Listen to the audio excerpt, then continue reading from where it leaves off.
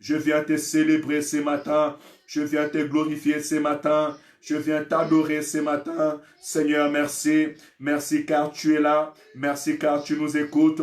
Merci car tu nous réponds. Merci Saint d'Israël. Alléluia. Mon âme veut te célébrer ce matin. Mon âme veut te glorifier ce matin. Mon âme veut te louer ce matin. Merci car tu as exaucé à nos prières. Merci car tu as répondu à nos prières, tendre Père. Merci Seigneur car tu écoutes, Seigneur, la prière de tes enfants. Merci pour la bénédiction. Merci pour la sanctification. Merci car tu as disposé nos cœurs pour écouter ta parole ce matin. Merci Seigneur car tu as balayé tout ce qui était mal dans nos cœurs, Seigneur. Et tu as fait de nos cœurs, Père éternel, de nos vies, Seigneur, une terre sainte, une terre bénie, une terre, Père éternel, Seigneur, bonne, afin que nous puissions recevoir ta parole et que nous puissions apporter des fruits. Au nom de Jésus-Christ, alléluia. Seigneur, bénis ces moments.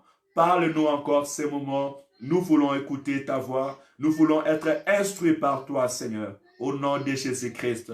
Viens, augmente-nous la connaissance, Papa. La parole déclare, ceux qui auront été intelligents, leur nom sera écrit dans les livres de vie. Père éternel, et aussi, plusieurs liront la parole de la connaissance, la parole de la prophétie, et ils augmenteront la connaissance. Viens nous augmenter la connaissance ce matin. Seigneur, augmente-nous la connaissance ce matin. Au nom puissant et glorieux du Seigneur Jésus-Christ, nous avons ainsi prié. Amen, amen, amen. Alléluia. Soyez bénis. Que le Seigneur vous bénisse. Au nom du Seigneur Jésus-Christ. Et merci Seigneur pour ta grâce. Béni soit le nom de Jésus. Vous savez, lorsque on développe l'intimité avec Dieu, Dieu devient notre ami. Jésus-Christ devient notre ami, notre meilleur ami. Il est Dieu, mais il devient notre ami. Et tu sais, avec ton ami, tu peux parler. Je sais, il y a des femmes qui restent avec leurs amis pendant 1 heure, 2 heures. Il y a même des hommes, quand ils parlent avec amis, ils restent pendant 1 heure, 2 heures. Il y a de ceux qui se reconnaissent et commencent à sourire même à ces moments. Pourquoi? Parce que c'est ton ami. Et quand tu es avec ton ami, tu manques pas. Je vois les enfants jouer avec leurs amis. Ils peuvent jouer toute la journée, toute l'après-midi. Pourquoi? Parce que c'est leur ami. Et Christ a dit que je ne vous appelle plus serviteur, mais je vous appelle mes amis. Et lorsqu'on développe cette amitié avec Dieu, on ne manque pas de paroles pour lui dire. On ne se lasse pas d'être auprès de lui. Cela ne nous dérange plus, cela ne nous ennuie plus, mais au contraire, on peut commencer à prier sans vouloir s'arrêter. On va vouloir écouter sa voix. On va même le chercher quand il n'est pas là. Pourquoi? Parce que c'est notre ami. Et laisse que le Seigneur soit ton ami. Et c'est avec les amis que Dieu révèle les choses cachées. C'est avec ses amis qu'il montre des choses à venir. Le livre d'Apocalypse n'a pas été donné à n'importe qui. Le livre d'Apocalypse a été donné à Jean. Jean qui faisait partie de ceux que le Seigneur a dit « mes amis ». Jean qui était le bien-aimé du Seigneur. Parce que la Bible déclare que Jean était l'un des disciples que Jésus aimait. Et Jean, de temps en temps, il venait mettre sa tête sur la poitrine de Christ, tellement il aimait le Christ. Oh, laisse que cet amour devienne aussi un partage de ta vie au nom de Jésus-Christ. Aimez Dieu, confiez-vous à l'Éternel, devenez réellement les amis de Dieu. Et j'ose croire que ce matin, nous faisons partie de ceux qui sont amis de Christ. Et en passant, je vais saluer la présence de l'évangéliste Emmanuel. Merci de nous avoir rejoints dans ce temps de la prière. Shalom. Mon frère Brice, que le Seigneur te bénisse. Très heureux que tu sois avec nous encore ce matin. Maman Yvette, sois bénie.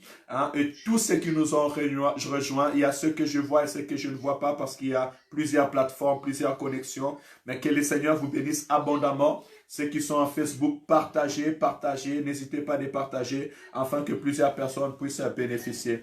Ce matin, nous avons les enfants avec nous, donc nous essayerons d'être plus objectifs et cela nous permettra d'avancer un peu plus vite ce matin. Pendant tout ce temps de confinement, nous avons parlé de la fête de l'Éternel. Et pendant les fêtes de l'Éternel, nous avons vu que Dieu avait donné aux enfants d'Israël 3 grandes convocations dont ils devaient faire ce qui était la fête de pain sans levain ou la fête de la Pâque, et aussi la convocation des 50e jour qui était le jour de la Pentecôte, et aussi la fête de la trompette. Et nous savons que toutes ces fêtes, c'était des grandes convocations où les enfants d'Israël devaient être réunis. Et nous avons dit que la fête de la Pâque, c'était une image qui annonçait la venue du Seigneur Jésus-Christ. Et nous avons proclamé Jésus-Christ notre Pâque, parce qu'il est le véritable agneau immolé qui a été célébré cette nuit-là et aussi célébré devant les enfants d'Israël sur la croix. Et Christ a accompli cette fête. Nous avons vu aussi dans la fête de Pentecôte qui est la fête du 50e, parce que Israël, après leur délivrance, devait compter 49 jours ou bien 7 semaines, et au 50e jour, il devait faire une sainte convocation, et tout Israël s'est rassemblé à Jérusalem. Voilà pourquoi au 50e jour, parce que quand Christ était mort, il est resté pendant 40 jours sur la terre et il s'est manifesté auprès de ses disciples. Et le 40e jour, il est monté et il a dit aux disciples, restez ici jusqu'à ce que vous recevrez ce que je vous ai promis, ce que je vous ai annoncé, le Saint-Esprit de Dieu. Et la Bible déclare qu'après 10 jours, c'était le jour de Pentecôte. Et dans ce 10e jour, le Saint-Esprit est descendu sur eux. Voilà pourquoi nous disons la Pentecôte, c'est le 50e jour. Donc Dieu avait déjà commencé à rassembler les enfants d'Israël pour les préparer à la Pentecôte, qui veut dire aussi au venu du Seigneur Jésus-Christ. Ce jour qui a accompli la prophétie de Joël, qui a dit que dans les derniers jours, je répandrai mon esprit sur toute chair. Et maintenant, le troisième fête, c'est la fête de la trompette. C'est la fête que nous attendons parce que la fête de la trompette, ça symbolise l'avènement du Seigneur Jésus-Christ.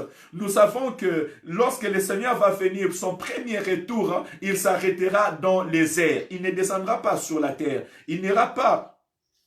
Je vais être un peu court. Il s'arrêtera dans les airs et il va sonner de la trompette dans les 4 coins de la terre. La Bible déclare qu'en ce jour-là, il y aura la première résurrection. La première résurrection est réservée à ceux qui croient en Jésus-Christ, à ceux qui ont donné leur vie en Jésus-Christ, à ceux qui n'ont pas adoré la bête ni l'image de la bête, à ceux qui ne vont pas tourner leur regard vers le monde, mais ceux qui vont marcher dans la crainte et dans l'obéissance à la parole de Dieu. Et aussi à ceux qui seront décapités et à ceux qui seront morts à cause du nom de Jésus-Christ.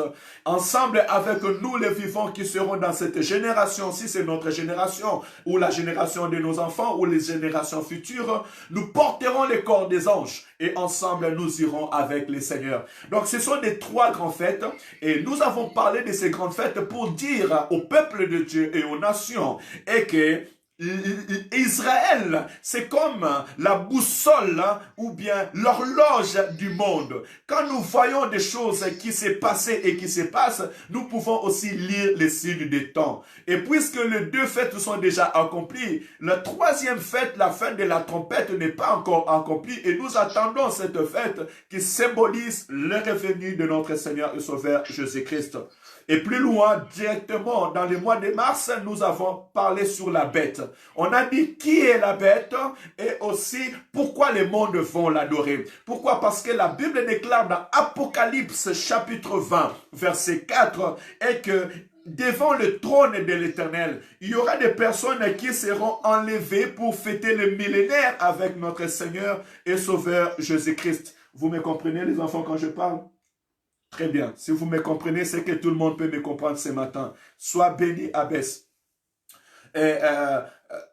Ce qui est sûr et certain, la Bible nous dit encore que ce matin, dans Apocalypse chapitre 20, verset 4, comme nous avons lu, et que ceux qui seront devant la face de l'Éternel, ceux qui seront attirés devant le trône de Dieu, ce sont des personnes qui sont mortes à cause du nom de Jésus. Ce sont des personnes qui ont été décapitées à cause du nom de Jésus. Là, nous voyons Jacques et nous voyons aussi l'église primitive. Nous voyons par exemple Étienne. Et même aujourd'hui, dans ces siècle, nous voyons nos frères qui sont dans les Moyen-Orient. L'année dernière, nous avons vu l'État islamique, comment est-ce qu'ils étaient en train d'égorger des chrétiens qui refusaient de confesser autre que le nom de Jésus. Et on nous dira que l'Empire romain, il rassemblait de personnes dans les arènes, et si ces personnes-là n'acceptaient pas le nom, ou bien refusaient le nom de Jésus, refusaient de ne pas confesser le nom de Jésus, ces personnes-là étaient même jetées auprès des lions. Bien aimé, l'Église a connu une persécution atroce. Le peuple de Dieu a connu une persécution atroce à cause du nom de Jésus. Alors pourquoi j'aimerais dire à quelqu'un ce matin, ne néglige pas ta vie chrétienne, ne néglige pas la vie que le Seigneur nous a donnée. Parce qu'il y a plusieurs personnes qui ont donné leur vie dans ces choses. Il y a des gens qui sont morts à cause du nom de Jésus-Christ. Alors nous qui avons la grâce en ces temps de pouvoir prier librement, de pouvoir invoquer le nom de Dieu librement, profitons pleinement de cet instant. Et j'aimerais dire encore à quelqu'un, si nous sommes chrétiens aujourd'hui, c'est parce que Christ a donné son sang. Dieu est venu sur la terre. Emmanuel, il a donné sa vie, afin que nous soyons aujourd'hui ces peuples appelés les rachetés.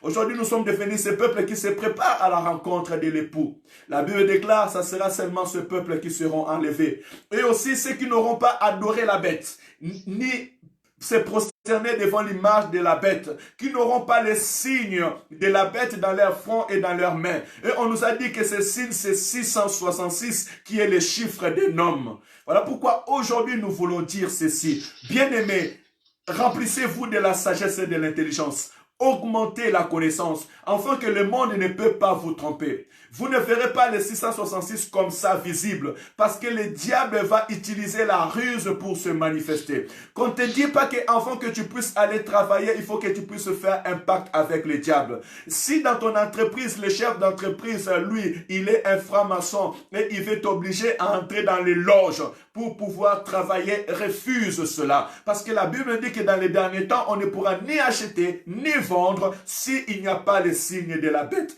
Ça veut dire quoi? Après ces temps de confinement, les choses pourront devenir encore plus difficiles. Nous voyons aujourd'hui, et je le dis, je le répète pour que ça puisse entrer dans nos esprits d'une manière durable, la parole nous dit encore et que les autorités seront influencées. Les puissants de ce monde seront influencés par la bête.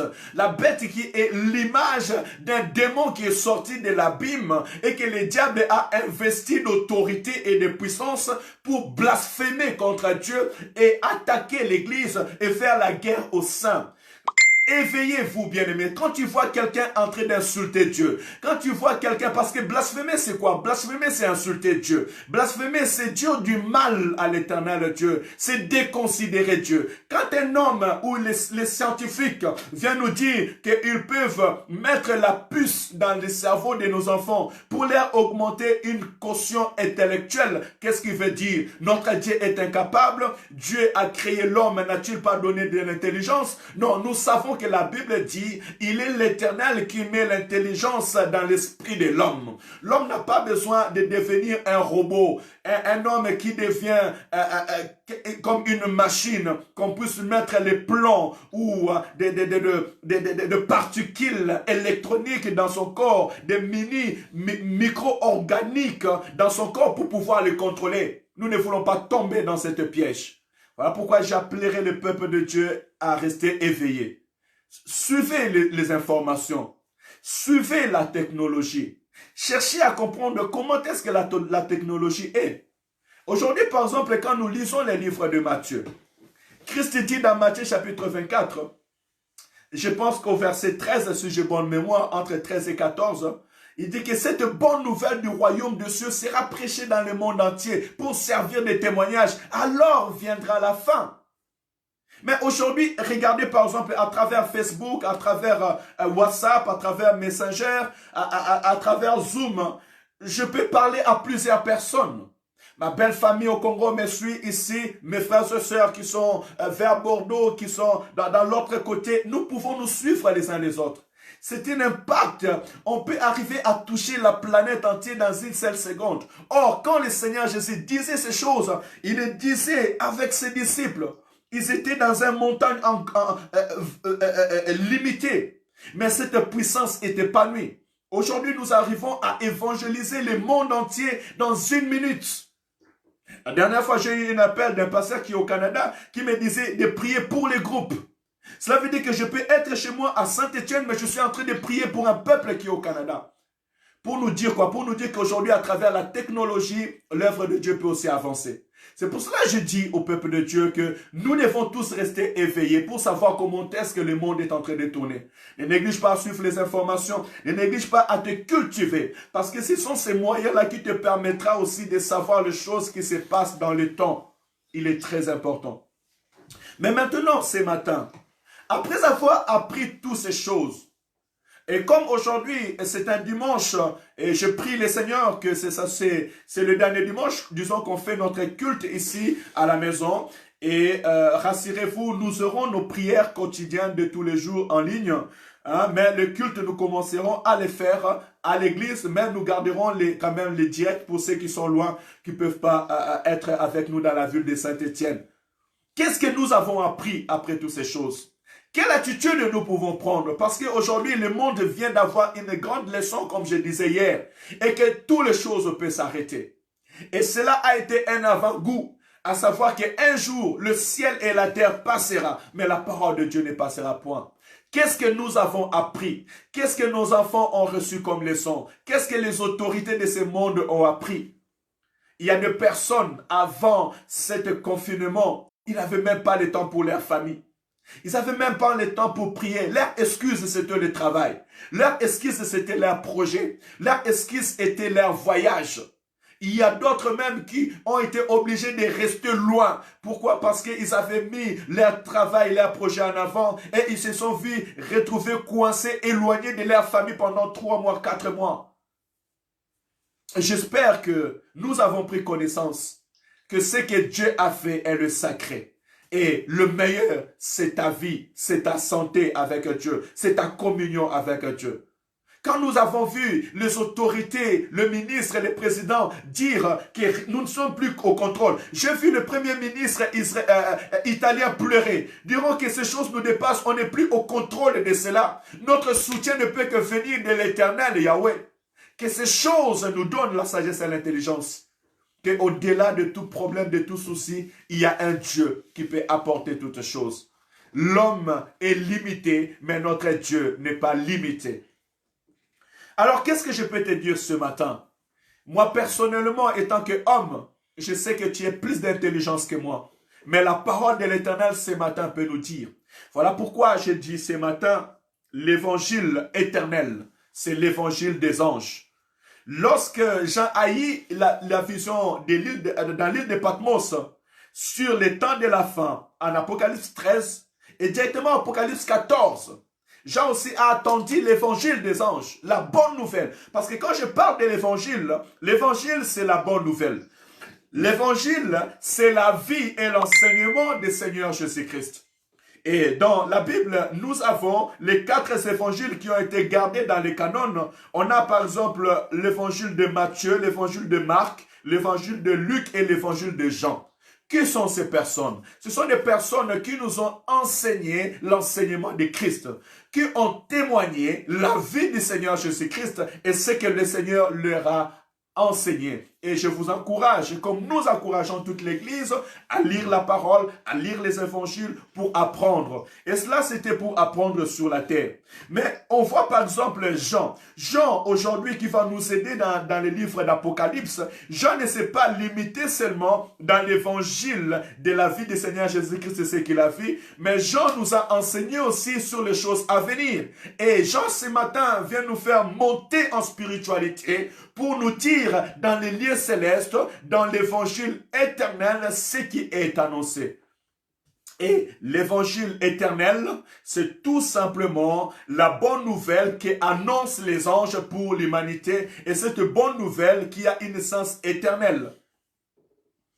Nous allons le voir dans le livre d'Apocalypse et je vais lire Apocalypse chapitre 14, verset 6 à verset 13. Et ainsi, nous aurons le temps d'expliquer. J'espère que d'ici 11h30, on a déjà fini et même avant, parce que nous avons les enfants avec nous. Apocalypse chapitre 14, verset 6 à verset 13. Je lis la parole au nom du Seigneur. Si quelqu'un peut m'aider à l'écrire pour les autres, ceux qui sont sur les réseaux, ça sera bien. Apocalypse chapitre 14, verset 6 à verset 13. Je vis un ange qui volait au milieu du ciel. Il avait un évangile éternel. C'est là où nous avons tiré notre sujet ce matin.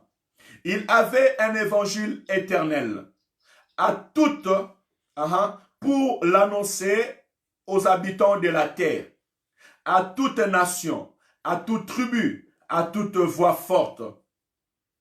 Et d'une voix forte, verset 7, craignez Dieu et donnez-lui gloire, car l'heure de son jugement est venue, et adorez-lui qui a fait le ciel, la terre, la mer et les sources des eaux.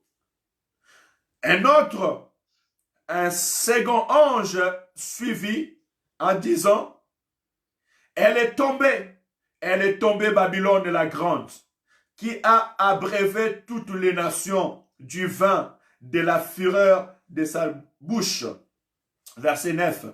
Et un troisième ange, le suivit en disant d'une voix forte, si quelqu'un adore la bête et son image et reçoit une marque sur son front ou sur sa main, il boira lui aussi du vin de la fureur de sa colère et sera tourmenté dans le feu et le soufre devant les saints anges et devant l'agneau. Et la fumée de leur tourment monte au siècle des siècles. Et ils n'ont de repos ni jour ni nuit. Ceux qui adorent la bête et son image et quiconque reçoit la marque de son nom. Verset 12. C'est ici la persévérance de saints qui gardent le commandement de Dieu et la foi de Jésus. Verset 13. Et j'ai entendu du ciel une voix qui disait, écrit, heureux dès à présent les morts qui meurent dans le Seigneur. Oui, dit l'Esprit, afin qu'ils se reposent de leur travail, car leurs œuvres le suivent. Parole du Seigneur. Alléluia. Que le Seigneur nous bénisse. Merci Seigneur pour ce temps. Merci pour sa parole. Merci pour ceux qui viennent de nous rejoindre. Ma sœur Adélia, sois bénie au nom de Jésus. Que le Seigneur bénisse aussi notre frère Clotaire. Que le Seigneur te bénisse. Ici, je viens de lire le livre d'Apocalypse chapitre 14, verset 6 au verset 13. Et l'objectif, ou bien le but de cette prédication ou de cette exhortation ce matin, mon bien-aimé, ma bien-aimée, c'est de t'encourager dans la persévérance. La persévérance dans la vie chrétienne et de persévérer à garder les commandements de Dieu et de vivre une foi en Jésus-Christ. Je viens t'encourager à persévérer dans ta vie chrétienne, à persévérer dans l'obéissance au commandement de Dieu et aussi dans la foi dans le Seigneur Jésus-Christ. À travers la prédication des anges. Parce que si l'homme peut te prêcher et ne pas te convaincre, laisse au moins le ciel vienne te convaincre, bien-aimé. La Bible déclare que les hommes ont parlé de la part de Dieu. C'est poussé par l'Esprit que Jean Chéri ce matin te parle de la part de Dieu. Mais les anges aussi sont des esprits au service de Dieu. Et les anges aussi ont parlé, bien-aimé. Si tu ne crois pas à moi, si tu ne crois pas à ton pasteur, mais crois au moins aux paroles des anges, parce que des anges sont sans cesse devant Dieu. Si les anges sont en train de déclarer ces paroles ce matin, je dis, ce matin, oubliez Jean Chéri, parce que je suis qu'un porte-parole. Puisque Dieu veut utiliser ma bouche pour communiquer la parole des anges. Donc aujourd'hui, je deviens un porte-parole des anges pour venir t'annoncer la bonne nouvelle et éveiller ton esprit ce matin. Garde ta foi dans le Seigneur. Continue à marcher dans la crainte de la parole de Dieu. Cela est très important au nom de Jésus-Christ. S'il vous plaît, ceux qui sont en ligne, écoutez-moi, je vous donnerai les versets après. On est à Apocalypse chapitre 14, de verset 6 au verset 13. Et celui qui n'a pas les versets, après la prédication, j'ai toujours l'habitude d'envoyer, pour ne pas distraire les autres, s'il vous plaît. Ici, nous venons de lire à partir du verset 6 au verset 13.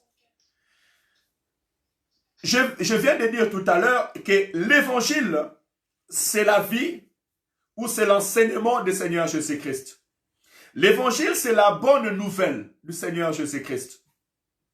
Mais là, les anges nous disent une évangile éternelle. Cela veut dire que cet évangile, puisque la vie du Seigneur Jésus-Christ a été sur la terre, et l'objectif de la vie du Seigneur Jésus-Christ, c'était de nous racheter, l'enseignement que nos âmes reviennent à Christ, nous nous repentions et que nous ayons la vie éternelle. Mais les anges veulent nous dire, cet évangile qui dépasse même notre existence sur la terre des hommes. Parce que lorsqu'on parle de l'évangile éternel, on parle de l'éternité. On parle de la parole de la vie qui peut nous amener jusqu'à l'éternité. Et ici, les anges nous ont montré, c'est en gros ceux qui sont dans le Seigneur et comment est-ce que nous devons marcher pour vivre l'éternité avec Dieu. Et je dirais, l'évangile éternel annoncé par les anges, c'est une évangile qui nous aide, qui nous conduit à une vie pour l'éternité. Et cette vie pour l'éternité, vous devez le savoir, que la vie d'éternité a deux dimensions. Il y a une vie d'éternité dans la joie et dans la félicité de Dieu. Et il y a aussi une vie d'éternité dans l'enfer, dans l'angoisse éternelle. Ceux qui ressusciteront pour la première résurrection iront avec le Seigneur. Mais ceux qui ne ressusciteront pas à la première résurrection, ils ressusciteront aux secondes résurrections, mais pour les jugements. Et ils seront jetés en enfer avec les anges déçus, avec les démons. Et tous ceux qui adoreront la bête. C'est là où nous comprenons que la bonne nouvelle que nous écoutons aujourd'hui n'est pas limitée sur cette génération. Mais si nous écoutons la bonne nouvelle ce matin, c'est pour nous préparer à notre éternité avec Dieu.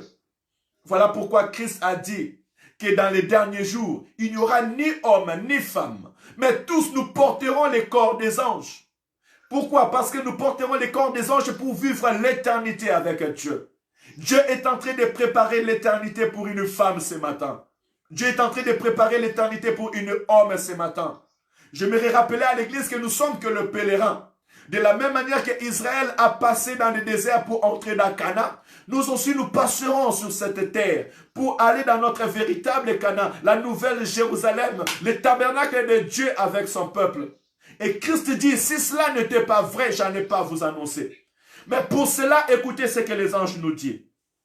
À partir du verset 7, la Bible déclare ceci. Craignez Dieu, que les habitants de la terre, que les hommes et les femmes, élevés en dignité, ou les plus petits, libres ou esclaves, riches ou pauvres, craignez Dieu. Ça, c'est la première recommandation que les anges sont en train de nous dire ce matin. Et j'aimerais dire à mon frère et dire à ma soeur ce matin, craignez Dieu, crains Dieu, marche dans la crainte de l'Éternel. Il est très important. Pourquoi craignez Dieu? Par exemple, je donnerai beaucoup de versets bibliques, celui qui veut les lire pourra les lire à la maison ou bien tu pourras suivre. Écoutez, selon la crainte de Dieu, que nous dit la crainte de l'Éternel? Jésus-Christ nous montre par excellence, Matthieu chapitre 10, verset 28. Matthieu chapitre 10, verset 28, écoutez ce que le Seigneur nous dit pour la crainte de l'Éternel. Matthieu 10, 28. Quelqu'un peut écrire le verset quand je donne sur Facebook, s'il vous plaît, comme ça permettra aux autres de regarder. Matthieu 10, 28, la Bible nous dit ceci. Ne craignez pas ceux qui tuent le corps et qui ne peuvent tuer l'âme. Craignez plutôt celui qui peut faire périr l'âme et le corps dans les gehennes. Alléluia. Dans la crainte de Dieu, les anges nous disent craignez Dieu. Pour nous dire ne craignez pas les hommes. Même si dans les temps de la fin, l'église pourra être persécutée, même si ta vie chrétienne pourra être persécutée, ne crains pas les hommes. Ne crains pas ce que l'homme parle, parce que là, le Seigneur préparait même ses disciples en leur disant, ne craignez pas la persécution des pharisiens, ne craignez pas la persécution des souverains sacrificateurs. Rappelons-nous qu'ils ont persécuté l'église. Paul a été chargé pour aller persécuter l'église qui était à Damas. Mais Christ a dit, ne craignez pas les hommes. Craindre Dieu, ce n'est pas craindre les hommes. Craindre Dieu, c'est dire aux hommes, jugez vous-même, qu'est-ce qui est plus important? Obéir à Dieu ou obéir aux hommes? Craindre Dieu, c'est accepter à marcher selon sa pensée. Craindre Dieu, c'est savoir que les hommes peuvent toucher à ton corps, mais ils ne peuvent pas toucher à ton âme. Mais Dieu, lui, peut toucher au corps, aux l'âme, et prendre l'âme et jeter en enfer. J'ai noté en disant, craindre Dieu, c'est vivre sa foi et manifester sa foi au milieu des hommes. Parce que Daniel, en craignant Dieu, Daniel a vu sa foi. Il ne s'est pas prosterné devant les statues qu'on a fait les hommes. Craindre Dieu, c'est rester fidèle avec l'Éternel, notre Dieu. On a vu les amis de Daniel accepter d'entrer dans la fosse au lion, mais ne pas se prosterner et ne pas régner leur Dieu. Craindre Dieu, c'est aussi fuir l'iniquité, fuir le péché, fuir la proposition des gens de ce monde. Nous avons vu Joseph fuir la proposition de la femme de Potiphar.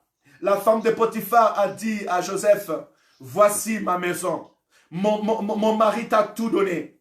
Il t'a refusé seulement sa femme. Mais regarde, moi je viens me donner à toi. Tu peux tout prendre dans cette maison et prendre mon corps. Joseph a dit, je ne commettrai pas un tel péché devant l'Éternel notre Dieu. Craindre Dieu, c'est aussi fuir la publicité, fuir l'iniquité, fuir la désobéissance. Alléluia. Craindre Dieu, c'est faire la volonté de Dieu.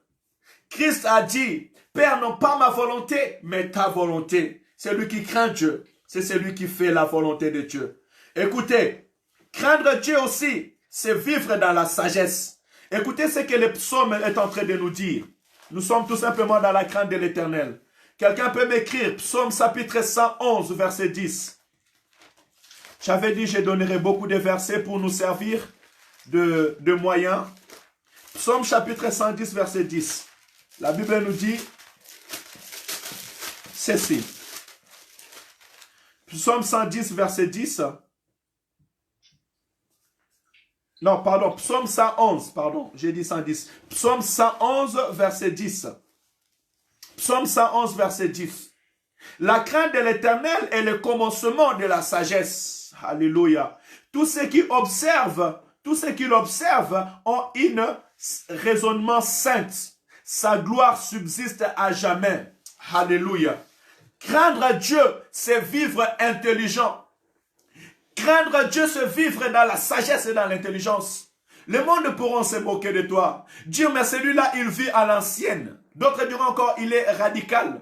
D'autres diront, mais comment toi tu es jeune, tu vas commencer à prier. D'autres diront encore, non, mais moi, je vais encore profiter de ma jeunesse. Je vais d'abord grandir, après je vais regarder à Dieu. Ou vivre avec Dieu, c'est vieillir. Non, bien-aimé.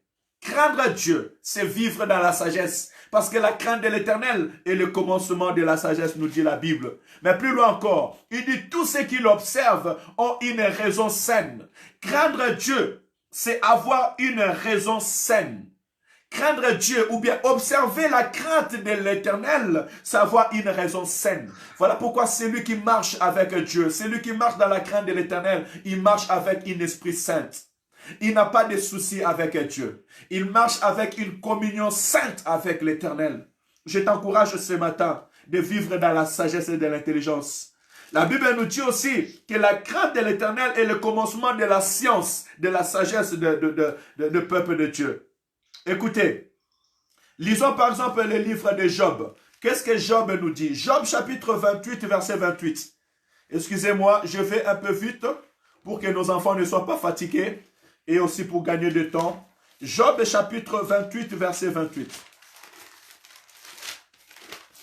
Job 28, 28. Les livres de Job. Si quelqu'un l'a trouvé. Où est les livres de Job, les garçons? Ah, c'est à côté des psaumes. Job 28, 28. Excusez-moi. Ah, très bien. Merci, félicité. Puis il dit à l'homme, la crainte du Seigneur, voilà en quoi consiste la sagesse. S'éloigner du mal, voilà en quoi consiste l'intelligence. Job 28, 28. Que le Seigneur te bénisse. Merci. Nous voyons par là que craindre Dieu, c'est aussi vivre dans la sagesse. Donc, la sagesse consiste à craindre Dieu. Et plus loin, Job nous dit encore, s'éloigner du mal. Celui qui craint Dieu, il s'éloigne du mal. Comme j'ai donné l'exemple à la vie de Joseph. Joseph, en s'éloignant du mal, il a manifesté la crainte de l'Éternel. La crainte de l'Éternel, ce n'est pas seulement comme cette peur que nous avons, les peurs des tremblements, non. La crainte de l'Éternel aussi, c'est fuir le mal. Celui qui fuit le mal, c'est celui-là qui a la sagesse et celui qui craint l'Éternel. Voilà ce qui consiste la sagesse et l'intelligence auprès de l'Éternel. J'ai aimé aussi l'explication de l'Ecclésiaste. Qu'est-ce que l'Ecclésiaste est en train de nous dire? Dans Ecclésiaste chapitre 12, verset 13. Ecclésiaste chapitre 12, verset 13. Nous sommes toujours sur la crainte de l'Éternel. Ecclésiaste chapitre 12, verset 13. Là, Ecclésiaste, je vais les voir parce que c'est juste à côté de Psaume. Ecclésiaste chapitre 12, verset 13.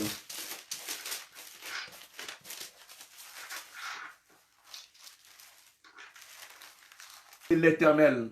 La crainte de l'Éternel, c'est aussi mettre en pratique la parole de l'Éternel, notre Dieu.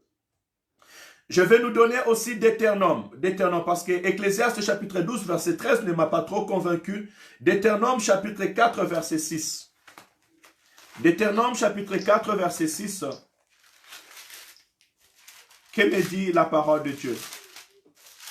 Deutéronome chapitre 4, verset 6. Deutéronome chapitre 4, verset 6, je lis la parole.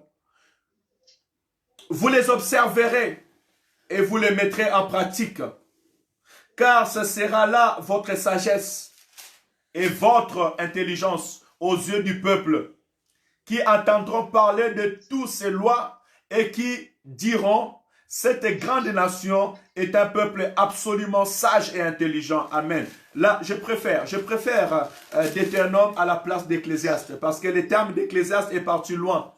Mais nous voyons ici que Moïse est en train de nous dire dans les livres de Deutéronome que vous observerez et vous les mettrez en pratique. Celui qui a la crainte de l'Éternel, c'est celui qui observe la parole de Dieu. Celui qui observe le commandement de Dieu et qui le met en pratique. Mais regarde, il va plus loin. Il dit, car ça sera là votre sagesse et votre intelligence aux yeux du peuple. Alléluia. Celui qui met en pratique la parole de Dieu, il manifeste la sagesse et l'intelligence aux yeux du peuple, aux yeux du monde. Le monde a besoin de nous voir obéir à Dieu. Même si le monde n'obéit pas à Dieu. Quand tu obéis à Dieu, quand tu mets en pratique la parole de Dieu, tu manifestes la sagesse et l'intelligence aux yeux des hommes. Parce que de toute façon, le monde qu'ils le veulent ou pas, ils se prosterneront devant la face de Dieu. Lorsque le Fils de l'homme apparaîtra dans les airs, ceux qui sont en Christ seront dans l'allégresse. Mais ceux qui rejettent la parole de Dieu seront dans l'angoisse et dans la tristesse. Là, ça sera la finalité de la sagesse et de l'intelligence à ceux qui ont cru au Seigneur Jésus-Christ. Oh, je vois une femme qui obéit Dieu, qui respecte Dieu. Même si son mari ne connaît pas Dieu, même si son mari néglige les choses de Dieu, son mari va se rendre compte de la sagesse et de l'intelligence de sa femme. Et il finira par se plier à la vie que la femme la propose. Pourquoi? Parce qu'il aura vu une femme intelligente, une femme sage. D'ailleurs, la Bible déclare que c'est cette femme sage qui bâtit sa maison. Oh, on ne peut pas bâtir sa maison outre que la parole de l'Éternel, notre Dieu. Apprenons ces choses. Et vous voyez, à travers Deutéronome chapitre 4, verset 6, c'est tout à fait la contradiction de ce que le monde nous montre. Le monde veut nous montrer que craindre Dieu, c'est comme si vivre une vie ancienne. D'autres diront les radicales, d'autres diront encore des gens qui ne sont pas à jour, hein, comme si on n'est pas en update. Mais or, la vérité nous dit ceci. Lorsque nous vivons dans la crainte de l'Éternel, où nous mettons en pratique la parole de Dieu, cela est une sagesse et intelligence que nous manifestons devant les gens qui nous regardent. Alléluia, gloire à Dieu. Donc, ce que tu es en train de vivre, ce que tu es en train de faire, ton comportement, ta sainteté, ton obéissance, ton amour du prochain, ton soutien à l'autre, ta fuite du mal est une sagesse et une intelligence manifestée dans cette génération. Et j'aimerais que cette parole soit gravée dans ton esprit. Et que à chaque fois que tu marcheras dans l'obéissance, dans la crainte de Dieu, sache que le monde te voit intelligent. Et oui, tu es intelligent.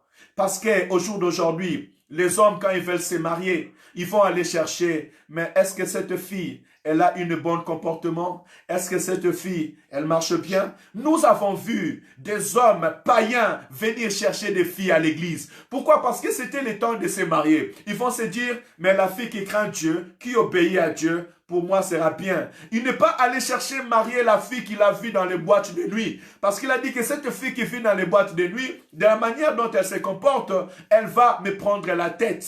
Bien-aimé, la crainte de Dieu, c'est le commencement de la sagesse. Et cette crainte, nous devons la vivre, pas seulement cachée à nous, mais aussi devant le monde. Voilà pourquoi je viens rejoindre la parole du Christ qui a dit aussi aux disciples que vous êtes la lumière de la terre. Vous êtes les sels de ce monde. N'aie pas honte de craindre Dieu. N'aie pas honte de ne pas vivre dans l'adultère. N'aie pas honte de ne pas vivre dans l'ivrognerie. N'aie pas honte de cela. N'aie pas honte de prier. N'aie pas honte de lire la parole de Dieu. N'aie pas honte de dire que je suis chrétien.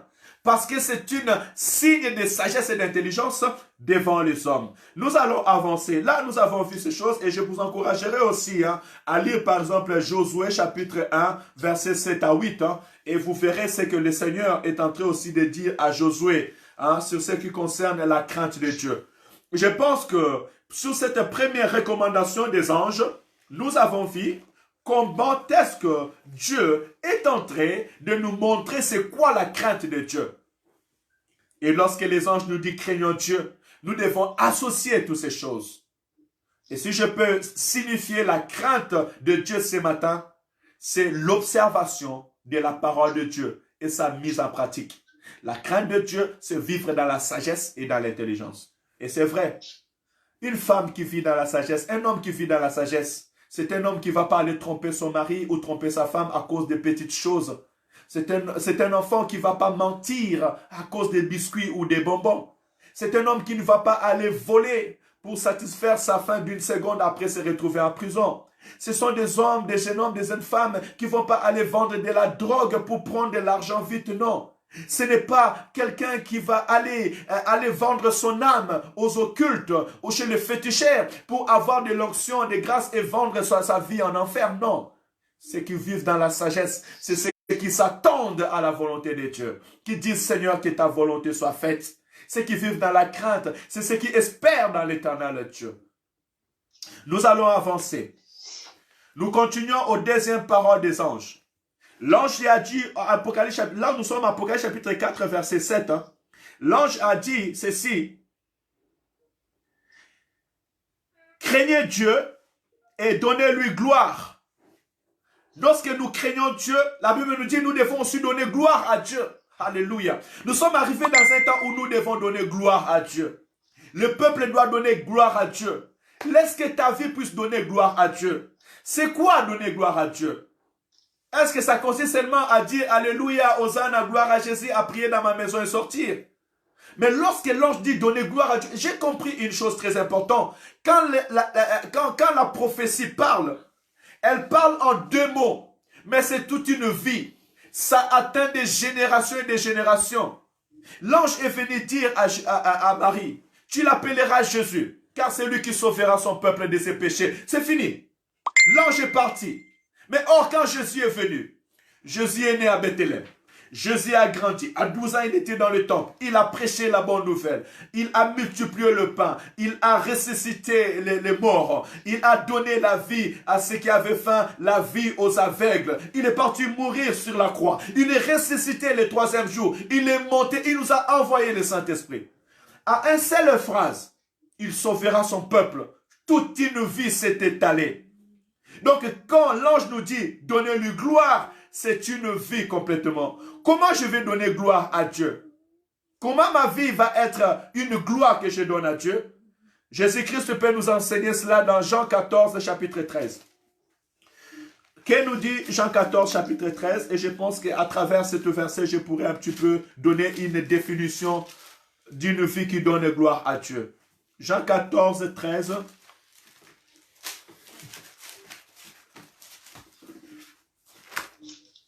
Jean chapitre 14, verset 13.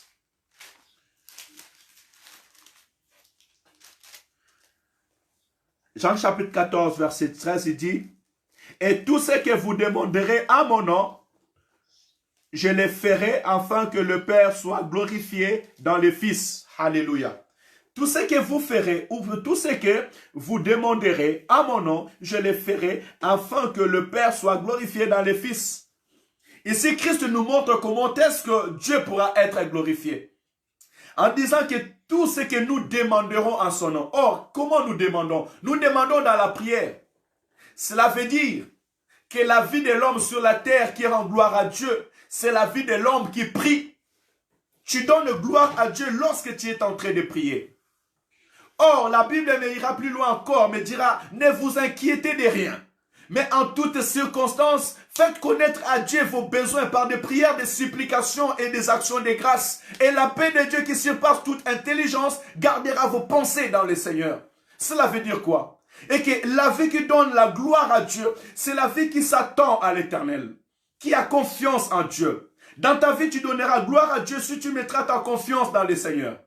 Aussi longtemps que tu marcheras dans la crainte de Dieu. Aussi longtemps que tu mettras ta confiance dans Dieu, tu es en train de donner gloire à Dieu. Donc, une vie qui donne gloire à Dieu, c'est une vie de foi, une vie de persévérance. Quand tu t'attends à Dieu dans tous les domaines de ta vie, c'est en ce moment que tu es en train de donner gloire à Dieu. Alléluia. Quand tu t'attends à la manifestation de la puissance de Dieu, et si tu confies réellement Dieu, tu sais que Dieu, il est le Dieu de mes enfants, il est le Dieu de mon mari, il est le Dieu de ma femme, il est le Dieu de ma vie. L'Éternel ne m'abandonnera jamais. C'est là où tu es en train de donner gloire à Dieu. Bien-aimé, Job a donné gloire à Dieu. Parce que Job a dit, lorsque sa femme est venue lui dire, mais ne vois-tu pas ta souffrance? Ne vois-tu pas ta maladie, ton pleur? Tu as tout perdu. Tu pues. Les gens se moquent de toi. Insulte ton Dieu et meurs. Job m'a dit non, non, non, non, non. Pourquoi insulterais-je Dieu? Je n'insulterai pas mon Dieu. Pourquoi acceptons-nous seulement les bonnes choses venant de Dieu et les mauvaises choses et nous ne l'acceptons pas? Job m'a dit, même si la chair quittera mes os, je sais que mes yeux verront l'Éternel, car mon Rédempteur est vivant et il s'élèvera le dernier. Alléluia. Job avait donné gloire à Dieu parce que Satan s'attendait que Job puisse régner Dieu. Mais Job n'a pas régné Dieu. Job a manifesté sa confiance à l'Éternel. Celui qui donne la gloire à Dieu, c'est celui qui garde sa confiance à l'Éternel. Dieu a dit, n'as-tu pas vu Job? Il n'y a pas un homme comme lui sur la terre. Celui qui donne la gloire à Dieu. La vie d'une personne sur la terre qui donne la gloire à Dieu, c'est la vie d'un homme de distinction, d'une femme de distinction. La vie sur laquelle Dieu peut tirer gloire. Alléluia. Job n'a pas régné Dieu à cause de maladie. À cause des pertes, Job avait tout perdu. Sa richesse, ses biens, ses serviteurs, ses enfants. Mais Job a gardé la foi dans le Seigneur. Job a glorifié Dieu parce que Dieu a dit à plusieurs fois à Satan, mais Job ne m'a pas toujours régné. Satan a attaqué le bien de Job. Job n'a pas régné Dieu. Satan a attaqué sa famille. Job n'a pas régné Dieu. Jusqu'à ce que Dieu a tout restauré à Job, bien-aimé. Alléluia. Soyez de ceux qui glorifient l'Éternel. Daniel a glorifié Dieu. Abraham a glorifié Dieu. Parce qu'Abraham a écouté la parole de Dieu. Abraham a marché. Il a suivi. Abraham n'a pas regardé les biens qu'il avait dans sa maison. Abraham a écouté la parole de Dieu. Abraham a laissé tout ce qu'il avait. Il est parti vers le Seigneur. Dieu, pour voir le cœur d'Abraham, il a dit à Abraham, amène-moi ton fils, ton unique fils en sacrifice.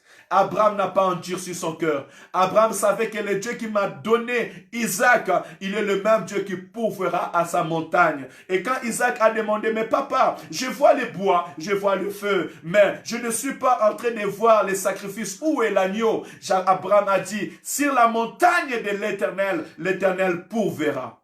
Alléluia. La vie d'un homme qui rend gloire à Dieu, c'est la vie d'un homme, c'est la vie d'une femme qui sait que Dieu pourverra à mes besoins. Dieu pourverra à tout ce que je veux faire. Alléluia. Même si c'est impossible pour moi, ce n'est pas impossible devant Dieu.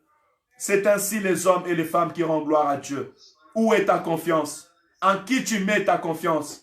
Ta vie chrétienne, est-ce que tu mets ta confiance chez tes parents? Tu mets ta confiance sur les paroles que les hommes ont dit?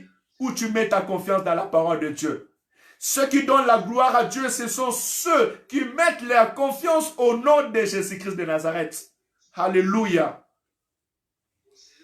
Oh, ce sont les chemins que je t'encourage ce matin.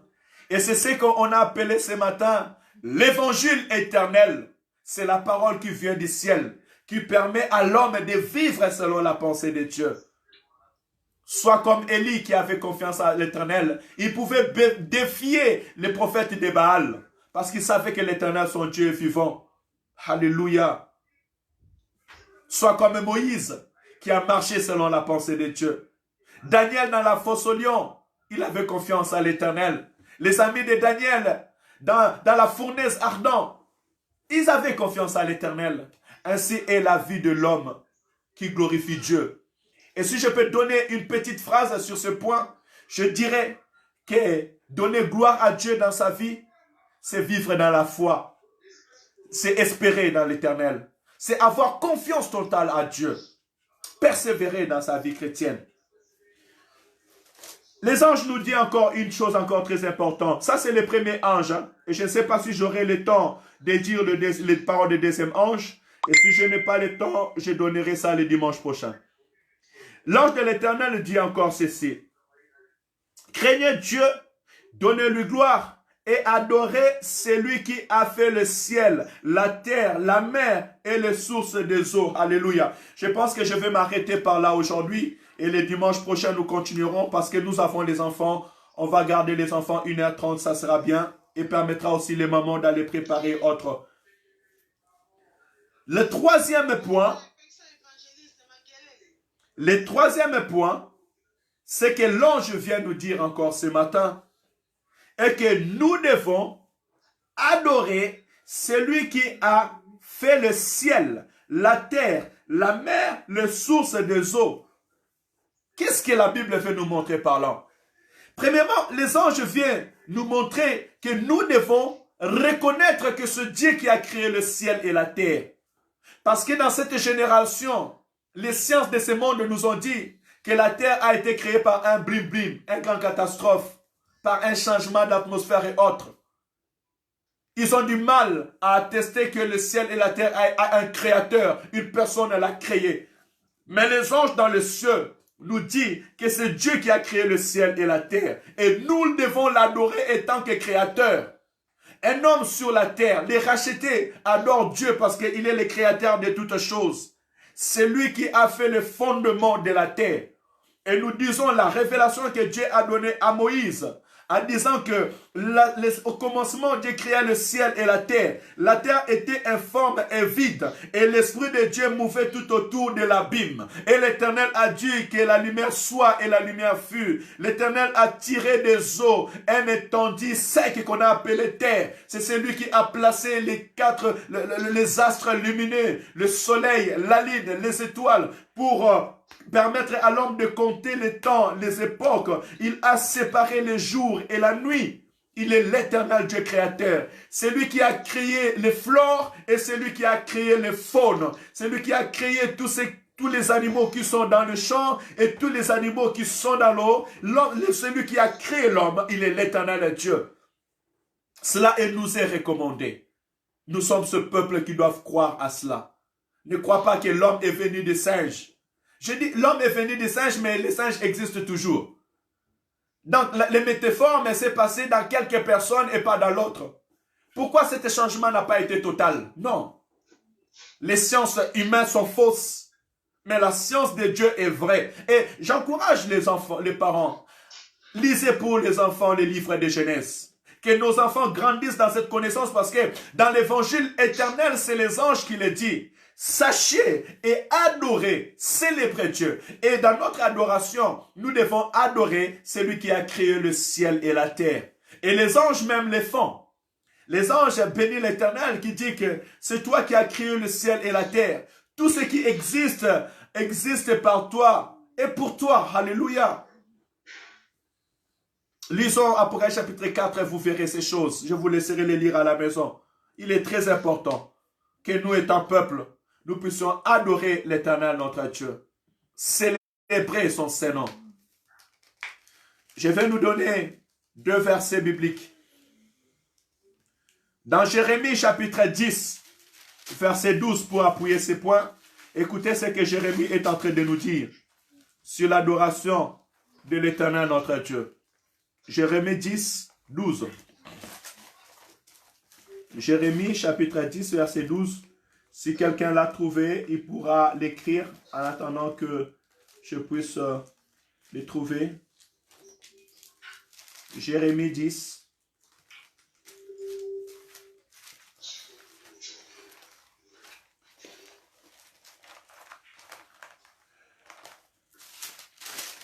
Jérémie chapitre 10, verset 12. Quelqu'un peut-il l'écrire?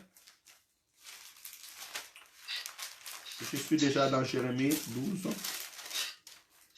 Jérémie chapitre 10, verset 12. La Bible dit ceci. Il a créé la terre par sa puissance. Il a fondé le monde par sa sagesse. Il a étendu le ciel par son intelligence. Alléluia. Ici, Jérémie, prophète de l'Éternel. Jérémie, bouche de l'Éternel. Jérémie est en train de nous enseigner quelque chose d'important. Comment est la conscience, l'intelligence d'un enfant de Dieu, d'un peuple qui écoute la parole de Dieu. Ce peuple proclame que le Seigneur a créé ou il a fait la terre par sa puissance. Donc notre Dieu, c'est un Dieu puissant. Et lorsque nous l'adorons, lorsque nous le contemplons, lorsque nous le regardons, lorsque nous fixons nos regards vers lui, nous devons savoir que nous sommes en train de parler avec celui qui a créé le ciel et la terre par sa sagesse et par son intelligence et par sa puissance. Donc du coup, nous savons que c'est un Dieu suprême, un Dieu de toute autorité. Nous parlons avec un être suprême. Voilà pourquoi la Bible même nous dit que lorsque vous vous approchez de Dieu, sachez que l'Éternel est Dieu et c'est lui qui vous a créé. La prière a l'efficacité lorsque nous reconnaissons envers qui nous allons prier. Parce que prier aussi, c'est demander. Quand tu vas demander quelque chose au président de la République, parce que tu sais que le président de la République peut faire une mesure gracieuse. Nous avons vu des gens aller demander une mesure gracieuse chez des gens qui sont condamnés à mort auprès du président. Et le président donnait une acte pour les libérer. Parce que c'est quelqu'un qui est élevé. C'est comme un magistrat suprême. Voilà pourquoi tout enfant de Dieu, les anges nous encouragent ce matin à regarder Dieu comme le créateur de toutes choses. Et si Dieu a créé le ciel et la terre, qu'est-ce qu'il ne peut pas créer pour ta vie? Qu'est-ce qu'il ne peut pas amener? La Bible nous dit même qu'il amène en existence ce qui n'existe pas. Alléluia. Ce que tu manques, tu peux les chercher à l'Éternel. Voilà pourquoi Anne avait compris ces choses. Anne, voyant qu'il n'avait pas d'enfant, elle était stérile. Anne est partie dans le temple de Dieu pour aller demander à Dieu l'enfant. Et Anne avait même fait la promesse à Dieu avant que Anne puisse voir la chose. Anne a dit, Seigneur, si tu me donnes cet enfant, je te l'offrirai. Alléluia. Il avait cette confiance que Dieu peut lui donner. Alléluia. Ayons cette confiance à l'Éternel. Et Jérémie nous montre ces choses. Et que c'est Dieu qui a créé la terre par sa puissance. Il a fondé le monde par sa sagesse. Il est l'étendue du ciel par son intelligence. Alléluia. Les enfants, apprenez ces choses. C'est Dieu qui a créé le ciel et la terre. Regardez un petit peu ce que Job est en train de nous dire. Job chapitre 12. Job chapitre 12, verset 13. Job chapitre 12, verset 13. Nous allons pour finir, hein, c'est le dernier point que nous allons soulever aujourd'hui. Et nous continuerons les paroles des autres anges prochainement. Parce que d'autres paroles, ce sont des avertissements que le Seigneur a donnés. Ma sœur Félicité, peux-tu m'écrire Job chapitre 12, verset 13, s'il vous plaît? Job 12, verset 13. Quelqu'un l'a trouvé, peut nous écrire.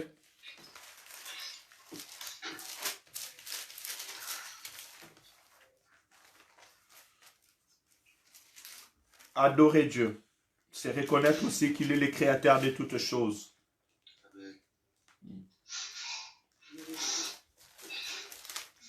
Job chapitre 12, verset 13.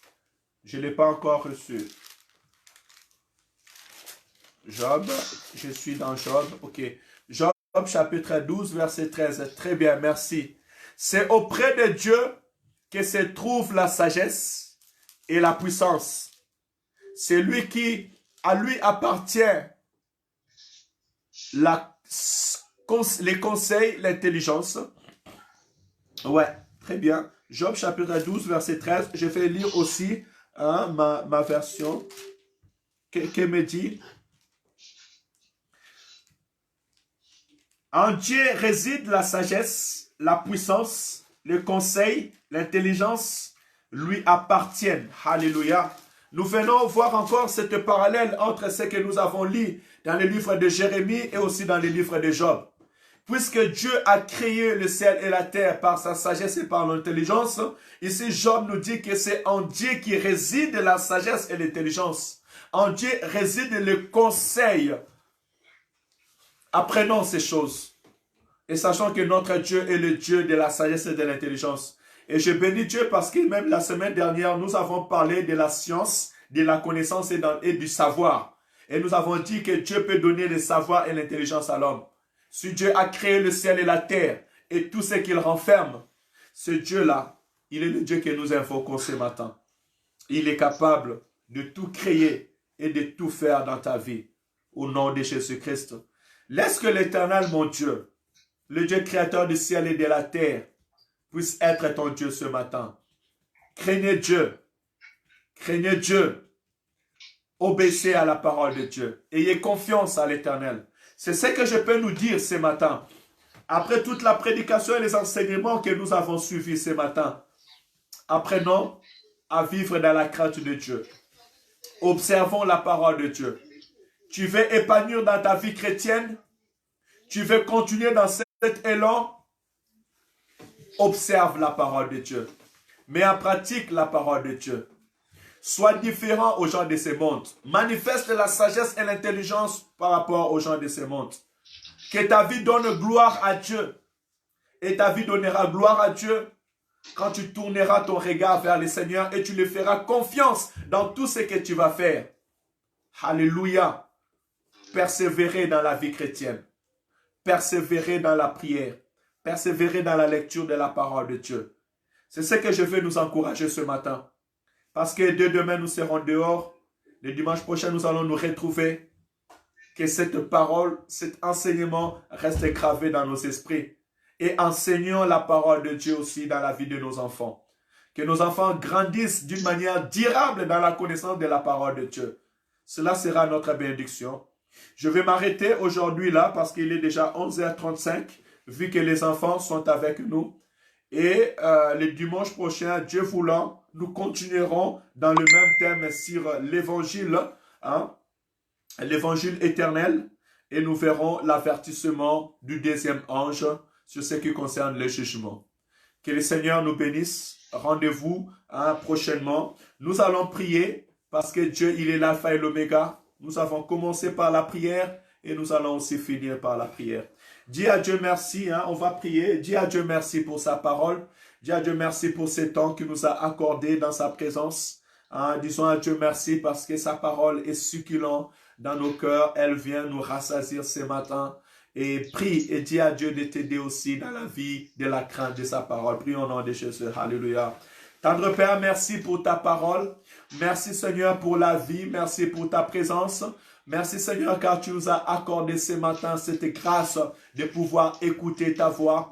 Tu nous as accordé Seigneur ce matin cette grâce de pouvoir prier Père éternel avec nos frères et sœurs. Merci Seigneur car tu nous as permis d'écouter la voix des anges ce matin.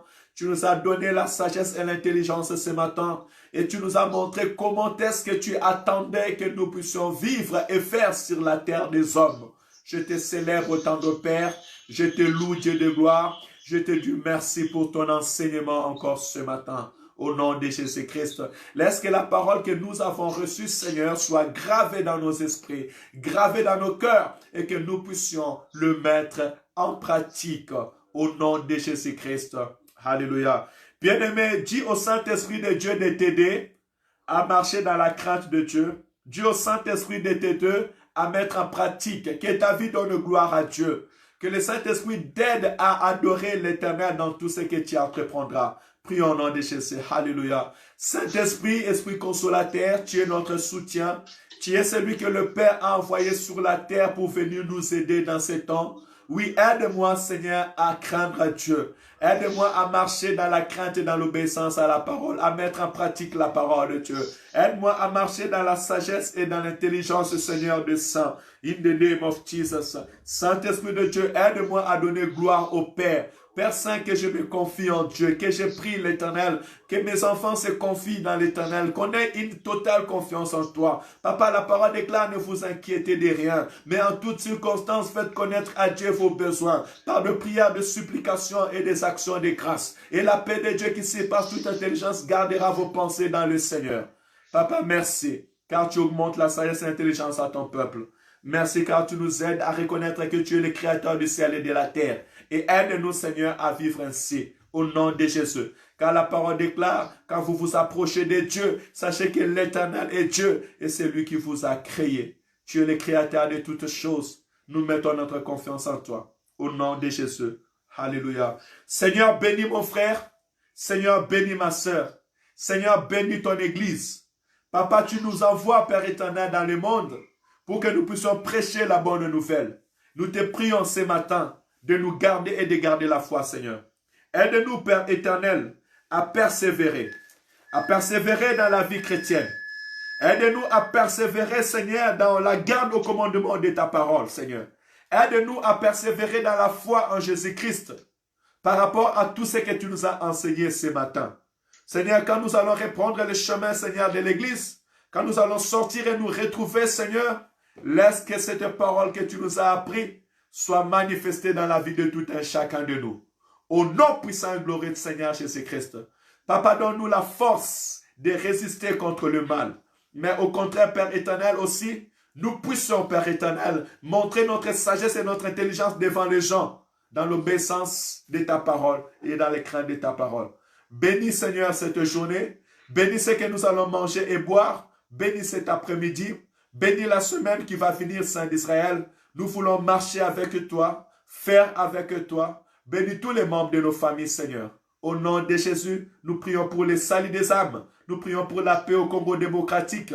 Père éternel, tu dis, priez pour vos pays et pour les gens qui sont élevés, car votre pays en dépend. Que la paix règne au Congo. Que le Seigneur garde les dirigeants, les présidents du pays, Félix Tshisekedi et toute Père éternelle personne qui travaille pour le bien de ce peuple.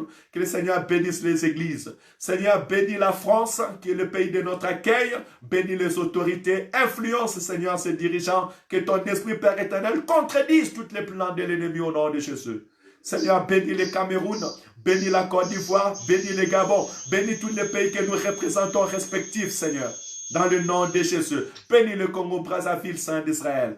Bénis l'Angleterre, bénis les États-Unis, bénis en tous lieux où ton peuple sont réunis. Seigneur, bénis l'Église, bénis le corps du Christ. Une Église nouveau, un caractère nouveau, des pasteurs renouvelés, des évangélistes, des ministères renouvelés, Seigneur. Que la séparation soit loin de nous, que la haine soit loin de nous, que l'Église soit unie davantage. Que ceux qui annonçaient, Seigneur, cet évangile de séparation, de haine, cesse, Père éternel. Qu'une évangile d'unité, de paix, d'amour, d'obéissance soit annoncé. Au nom de Jésus-Christ, je proclame une église locale bénie. Je proclame un corps du Christ béni. des enfants de Dieu épanouis dans la sagesse et l'intelligence, des enfants qui craignent et obéissent à la parole de Dieu. Nos familles, nos vies, la vie de nos enfants épanouis et bénis. Au nom de Jésus-Christ, nous avons ainsi prié. Amen, amen, amen. Amen. Que le Seigneur vous bénisse. Excellente journée à tous. Merci pour la patience que vous avez manifestée. Merci pour ce temps d'écoute. Et je sais que mon Dieu vous bénit abondamment. Shalom, shalom. Et que le Dieu vous bénisse. Aujourd'hui, c'était notre dernière prière seule à la maison. Le dimanche prochain, nous allons prier ensemble dans l'église, dans la salle. Le jeudi, nous serons déjà là dans la prière d'intercession pour préparer et aussi s'organiser. Que chacun de nous achète son masque pour être avec dans l'église. Moi, hier, je l'avais mis. Et aujourd'hui, je vous montre ça. Le dimanche prochain, je l'aurai avec moi aussi. En tissu, tu peux les laver et les nettoyer. C'est important. Le désinfectant, il faut que ça soit dans les églises. Ayons les désinfectants. Et puis, nous allons statuer l'église comme on nous a montré pour pouvoir faire la séparation. C'est important. Mais l'essentiel est que nous pouvons encore à nouveau se réunir. Gloire soit rendue à Dieu. Nous bénissons le Seigneur pour cela. Et prions pour cette rentrée, afin que le Seigneur nous bénisse, que nous venons avec un nouveau vent. Et soyons prêts. J'avais dit à l'église que nous sommes responsables maintenant de la salle. Nous nous mobilisons. Votre soutien, votre aide dans ce ministère est très important. L'évangile est gratuit. C'est ça, je vous annonce l'évangile. Mais l'évangélisation est payante. On achète les téléphones, on achète l'ordi, on arrange l'église. On a besoin de vos soutiens. La Bible déclare, amenez à la maison du trésor vos dîmes et vos offrandes, afin qu'il ne manque rien dans la maison du trésor. Donc, vos soutiens seront le bienvenu pour que cet ministère aille de l'avant et que Dieu bénisse la ville de Saint-Étienne et partout où vous êtes. Donc, que le Seigneur vous bénisse. Rendez-vous demain matin à 7 h pour la prière. Et je demanderai à l'église s'il faut reculer à 6h30 ou à 7 h, si ça arrange tout le monde. Parce que les choses vont reprendre. Je pense que ceux qui vont commencer le travail, à 7 h, ça sera compliqué. Mais je pense que d'ici fin juin, nous retournerons à 6h30 la prière pour nous permettre de pouvoir travailler dans la journée. Et ça sera une bonne chose. Le prière du soir aussi continue, hormis les jours de culte. Donc lundi, mardi, nous avons prière le matin, prière le soir. Jeudi, nous avons prière le matin. Et mercredi, nous avons prière le matin, prière le soir. Jeudi, nous avons prière le matin et le soir, c'est à l'église. Vendredi, pareil. Samedi matin et le soir à l'église. Et le dimanche, nous avons un culte à l'église. Et en même temps, nous ferons les directs pour nos frères et sœurs qui sont loin. Que le Seigneur, mon Dieu, vous bénisse abondamment. Excellente journée à tous. Shalom, shalom.